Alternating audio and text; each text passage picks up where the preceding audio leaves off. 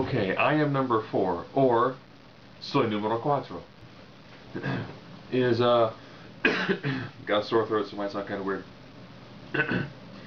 Is the story about 9 special alien children who left their planet to come to Earth, and they're being killed in sequential order.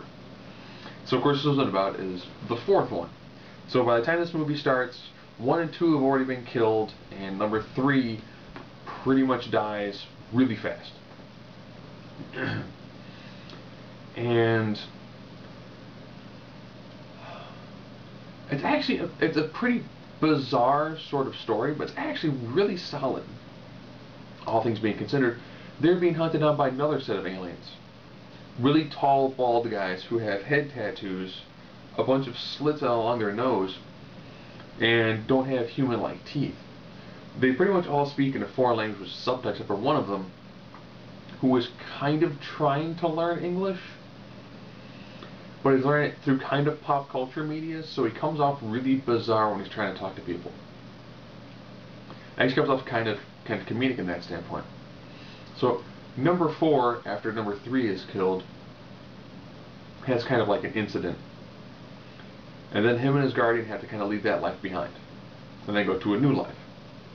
So the bulk of this movie is now spent in Paradise, Ohio, where lots of the stereotypical people there from your standard high school, and you have the jock and his friends, and he's kind of mean to people. You've got the science fiction UFO nerd.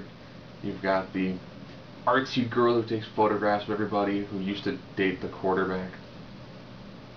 I think the new guy who shows up, John Smith. Yes, that is his alias, is John Smith. Also, he begins to develop his powers. His primary power is kind of like flashlight hands. So the first time he actually has it, he has kind of like an incident during one of his classes, and he begins to glow with flashlight hands, for lack of a better term.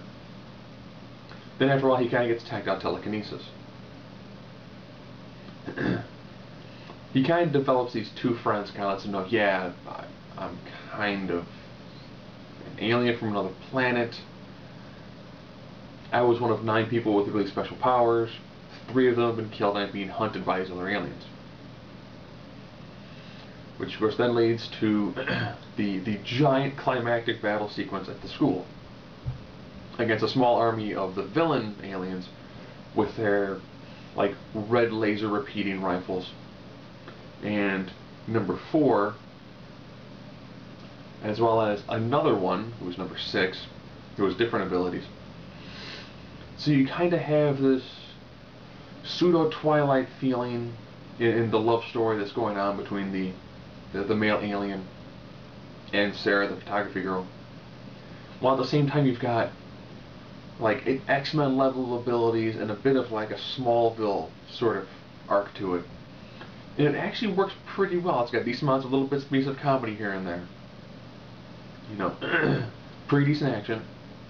It's definitely more violent than Twilight, which is really bizarre to say. You know, lots of people do get killed in some kind of unique ways. Sometimes they show blood, sometimes they don't. They do also have, when they release some of their animals, which you kind of see in the beginning, they've got these really unique looking, I'll just say, like part-flying squirrel, part-dinosaur sort of creatures.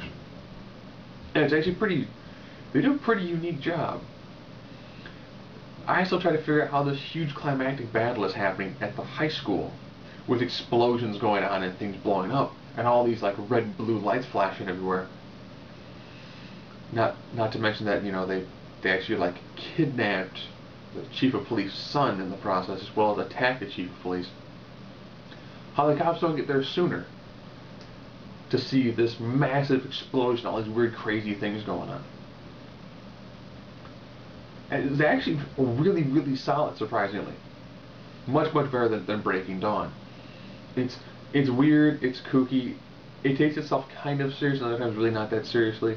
The one thing that really got on my nerves, I guess this is just for movies made for younger people, is they seem to do like a sequence of dialogue, and then a walking scene with glances that is set to music. I don't mean like, I mean like a 30-second block of music, if people kind of just looking at each other. It's really kind of bizarre. You'd almost think that you could just have that be like background music and have someone carry on a conversation. No, it is the entire music. Conversations then become background, and the foreground becomes this essentially soundtrack music. All in all, pretty interesting. You know, when he finally develops his powers, he has this kind of like parkour scene. It's done pretty good. He first starts using his abilities and trying to find out more about them. Interesting. And then when number 6 shows up, and so using her abilities, they do a pretty decent job with it. And whenever an alien gets, actually whenever any of the aliens die, they kind of crumble into dust. So they turn into like a stone statue and crumble into a pile of dust that either just disintegrates or kind of like swirls around and makes like a weird eclectic pattern flying up into the sky. When it was done, my wife actually said, I hope they make more of them. And I'll be honest, it was a pretty decent movie. It did pretty poor in the box office, but it came out at a really weird time, and it's based on a book series that I guess isn't as popular as some of the other recent book franchises, but definitely worth checking out, either like renting it or on Netflix.